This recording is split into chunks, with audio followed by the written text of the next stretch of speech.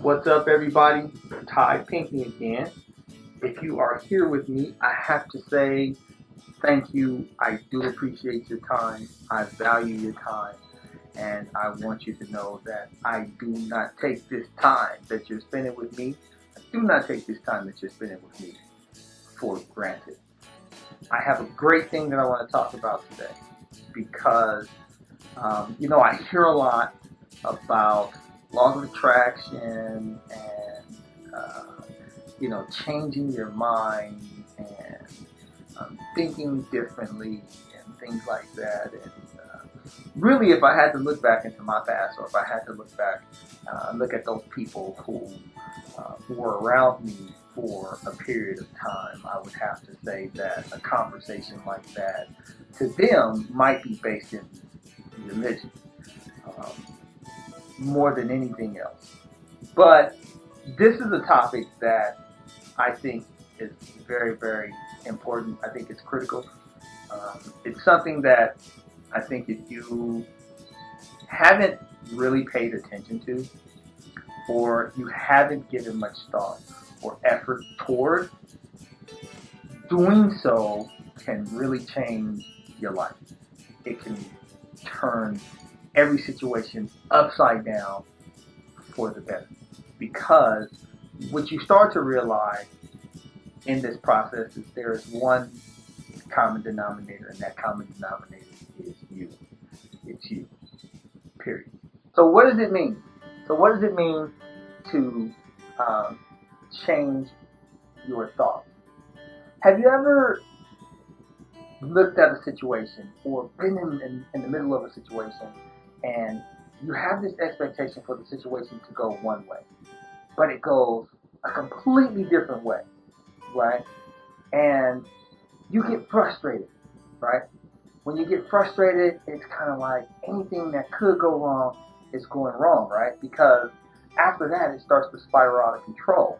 You try to take the next step or do something else, and then that falls apart.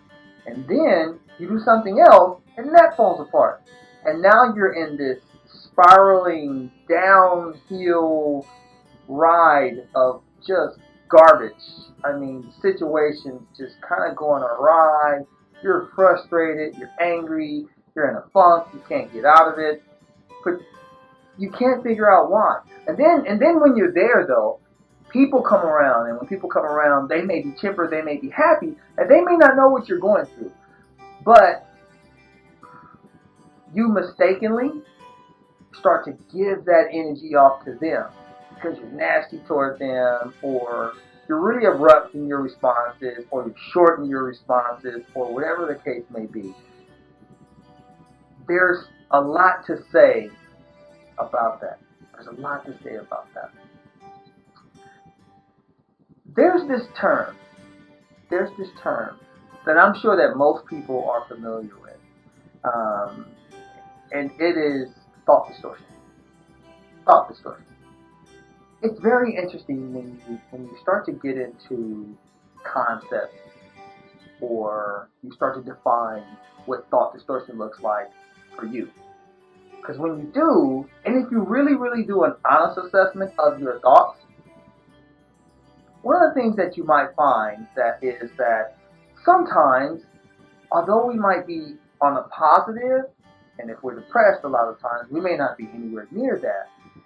But sometimes, even in the positive, if you're someone who is suffering with thought distortion that you can identify as thought distortion, because for years and years and years, this has been your way of living, you won't know that, or at least in that moment, you won't know that the way you're thinking, the way you're processing, even the way you're responding after processing these distorted thoughts is incorrect. They're wrong. Sadly, we may be in an environment or around others who, especially when we're around friends or people who love us, a lot of times friends get used to you being that way. They may not like it, but they just love you. But sometimes you may be around family, or maybe new friends, or maybe you're at work, or maybe you're in some other environment.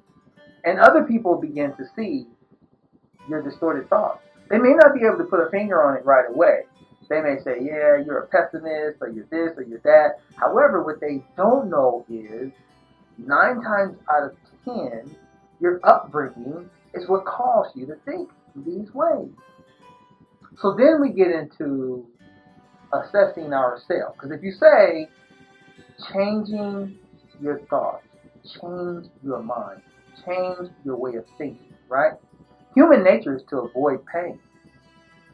Change sometimes involves pain. It requires us to let go of some things that are well within our comfort zone that we hold near and dear to our hearts. Oftentimes we might not even like it, but because it's what we're used to, we hold on to it really, really tight and we won't let it go. To let it go means to endure pain, to get out of our comfort zone. We don't want to be out of our comfort zone. We're satisfied in our comfort zone because we don't know how to live differently. We don't know how to live in the positive, to live in the positive, to live amongst the good energy and to give that good energy, to let that energy flow and for us to flow with life. It goes against everything that we know and everything that we feel. And in many cases, everything that we've experienced our entire lives up until that point that we make the decision to do something differently. I know this because that was me. I wasn't always like that. And I'm not one to put the ills of my upbringing against another to try to say whose life was the worst.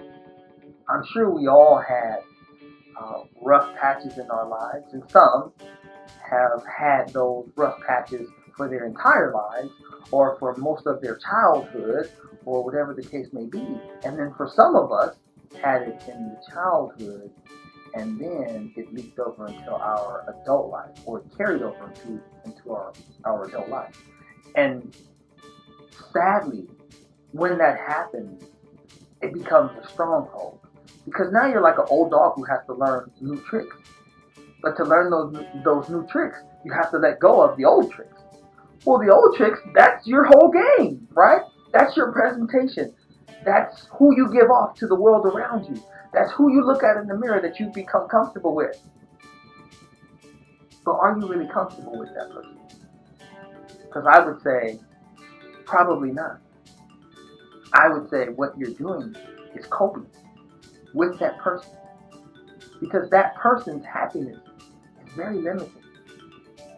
Right? It's restricted by the confines of this horrible patch in life that has taken hold and it's sucking the life out of you.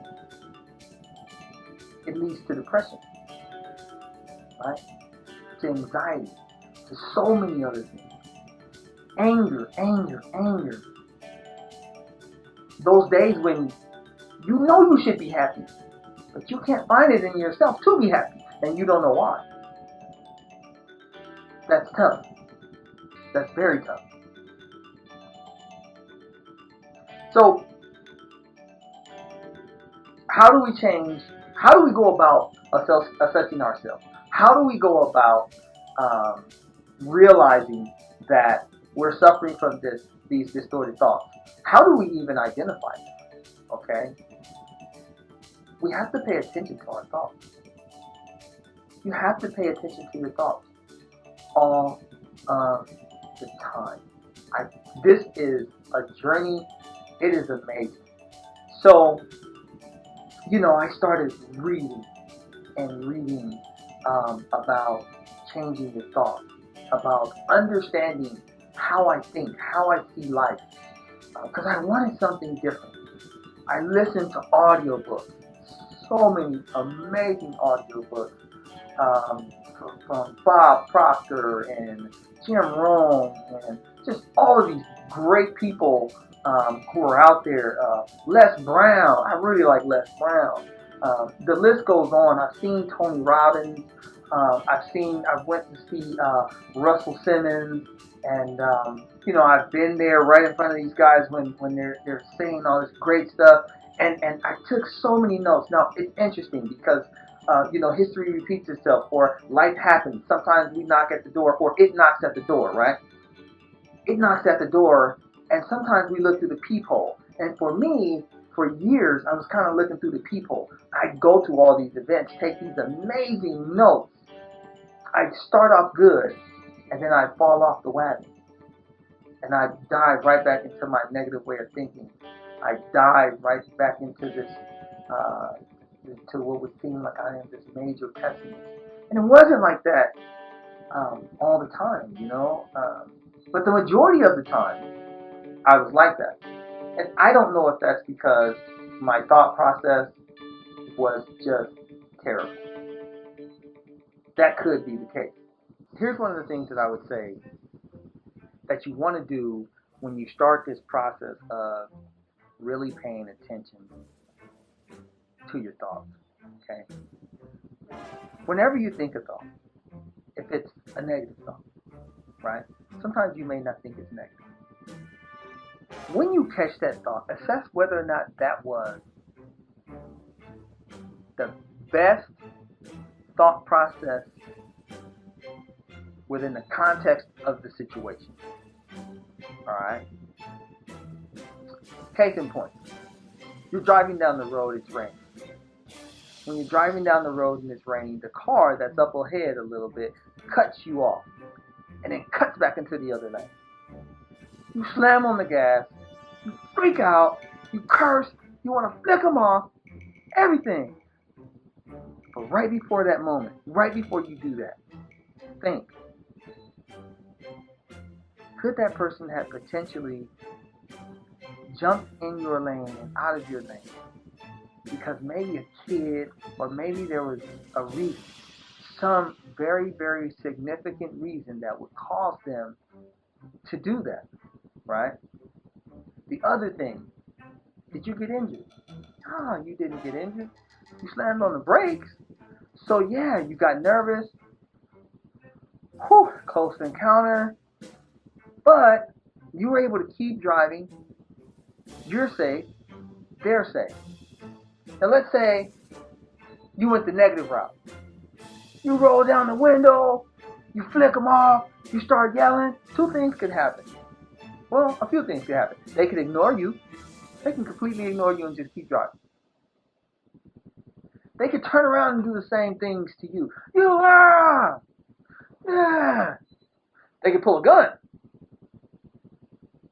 Worst case scenario, right? I guess another one is they could try to ram you. Road rage. Now the two of you have road rage. That's never going to be good. Or you could go to roll down your window and they slow down to say, I'm sorry. I apologize. Now, if you're already angry or you're headed down that road of anger and you catch yourself in that moment that you roll down the window and you look and you see them apologizing, if you still go to anger after that, yes, there is a problem. You see, because they realize that A, they cut you off, they startled you, they put you in danger by risking your life in the rain in that situation. But let's say when you look, you catch yourself, you look, they apologize, you look in your rearview mirror, you see a kid had fallen on a skateboard. You see, sometimes things happen. And if we're quick to rush to anger because we have this distorted thought process about the actions of others, and we don't give people the benefit of the doubt, that's not on them. That's on us. It's on us. So in that situation, instantly, I have to catch that negative thought. Here's another thing that you can do. For every situation in your life, look at where you are. Are you living in a nice neighborhood? Are you living in a terrible neighborhood? Do you drive a nice car? Are you driving a terrible car? Beat up, wrecked, hasn't had a tune up or oil change in God knows how long. Maybe you started dating this girl or this guy. And there are a ton of things that you can point out that you don't like about them. but for some reason you decided to date them anyway. Maybe your bank account's low. Maybe you got bill collectors calling you. Maybe your family's upset with you or angry at you. Maybe you're upset or angry at them. If you have children, maybe you're constantly yelling at the kids and talking down to them or talking at them, not uplifting them. You notice your kids are walking around with their head down all the time, or they're avoiding you, or they're staying in the room, staying on their tablets or iPods, or I said iPods, wow, staying on their iPhones or whatever. But they're avoiding you. Every situation, try to dig down to the root cause of that situation. Because the common denominator in all of those situations are you, or is you. You are the common denominator in every one of those situations. So that being the case, here's what you got to examine. How did we get here to begin with? What did I say or do? What didn't I say or what didn't I do? What could I have done differently? What could I have said differently? Maybe it was that you shouldn't have said anything, and instead you should have given support. Sometimes, I learned this from a previous a boss of mine, long time ago, right? There was a situation we were having with one of our direct reports, right? And we were all in management, and for me at the moment, I wanted to.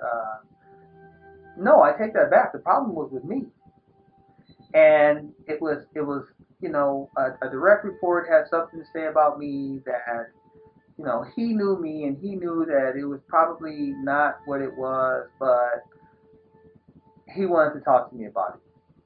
But he didn't come talk to me about it for 3 weeks. Now I know this guy, right? And this guy is a great leader. He's a great leader. So I know this guy. If he didn't talk to me about this situation for 3 weeks, there's a reason. Okay.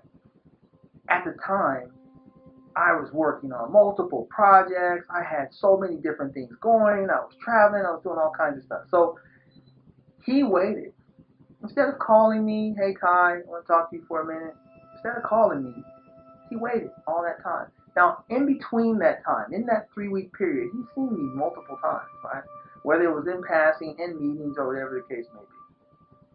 It was just normal. Everything was great. We laughed, we joked, we did everything the same way, right? And we worked, of course. But then one day, he and I were sitting down. We're in the office. We're having a cup of coffee, and he brings the situation up. So when he brings it up to me, I'm just kind of like, well, wow, why didn't you tell me this a long time ago? And he said, because it wasn't the right time. Isn't that interesting? It wasn't the right time. So I said, what do you mean? He said, timing is everything. Had I told you at that time, it might have stressed you out because you had a lot on your plate. So it wouldn't have done you any good, me any good, or the other person any good. So what I did was, I let them know that I would talk to you. Made sure they were okay. Now that I've talked to you, and you understand what was going on, I know you're okay. The best part about it is, because I know you, and I know that you're constantly working on yourself, you addressed the whole situation before I even had the chance to talk to you. Is that not amazing? It's amazing. Timing is everything. Whether it's with our loved ones, with our business, with our children, it doesn't matter. Timing is everything. And sometimes we have to take the time out for ourselves to work on ourselves, to pay more attention to our thoughts, because our thoughts are going to trigger action, and they're gonna ignite emotion, right? That's what's going to happen. It's going to ignite emotion, and then it's going to trigger an action. Now, depending upon how we process our thoughts, well, that's what's going to determine the type of emotion that's triggered. Now, if it's a positive emotion, our action is going to be positive, enthusiastic. Um, it's going to be high energy. It's going to be done out of care and concern. It's going to be done out of love, not just for ourselves, but for that other person, of course. It's going to be done out of love for others and caring for others, to uplift others, to motivate others. If it's done out of because if we have these thought distortions, and that triggers an emotion of anger or frustration, right, of pessimism, negativity in any way, fashion, or form, then our action is going to align with that emotion. We're going to tear people down. We're going to tear things down. We're going to belittle. We're going to do everything in our power to make them feel that rage and that that's attached to or aligns with that emotion. Because in that, there's going to be some feeling in you that makes you feel, I guess, powerful.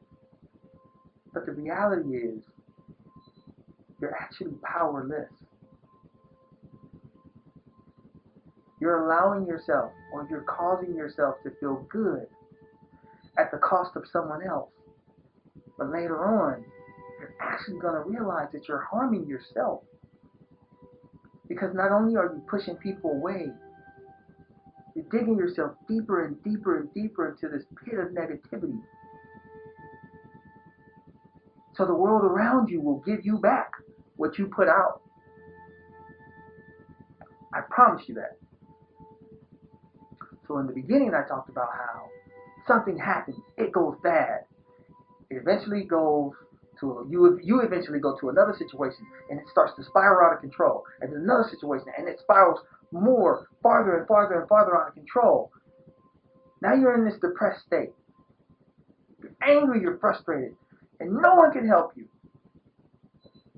But someone can. You can. If the mind is left to roam, this is a lack of control.